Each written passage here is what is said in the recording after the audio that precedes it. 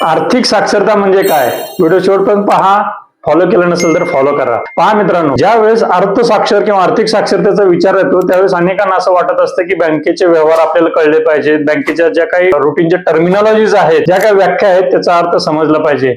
पण ज्यावेळेस इन्व्हेस्टिंग गुंतवणुकीचा विचार येतो त्यावेळेस खऱ्या अर्थानं आर्थिक साक्षरता म्हणजे काय तर आपला पैसा कुठे गुंतवलेला आहे त्याच्याबद्दल पारदर्शकपणे आपल्याला माहिती हवी आहे आणि ती माहिती इतक्या लेवलवरती हवी आहे त्याच्याबद्दलचे ऍटलिस्ट 2-4 प्रश्न असे विचारू शकतो की समोरच्याला पण ते भारी पडावे, समोरचाही विचार करून उत्तर द्यायला भाग पडेल. अशा पद्धतीनं आपण जर त्या गुंतवणुकीच्या प्रकाराबद्दल जर आपण खऱ्या अर्थाने प्रश्न विचारू शकलो तर असं म्हणावं लागेल की बाबा आपण अर्थसाक्षर आहे. गुंतवणुकीमध्ये आपला पैसा कुठे जातो तो अतिशय पारदर्शकपणे आपला पैसा आपल्याला कळला पाहिजे तरच खऱ्या अर्थानं आपण म्हणू शकतो की तुम्ही अर्थसाक्षर आहात. अदरवाईज तुम्ही इतरांवरती अवलंबून आहात. आणि म्हणूनच आमचा असा प्रयत्न असतो की आपल्याकडे जे पण काही गुंतवणूकदार आहेत त्यांना अर्थसाक्षर करणं, त्या गुंतवणुकीबद्दल अतिशय सखोलात जाऊन त्यांना माहिती देणं आणि हे आम्ही सातत्याने करत असतो. यासाठी तुम्ही कम्युनिटी जॉईन करा.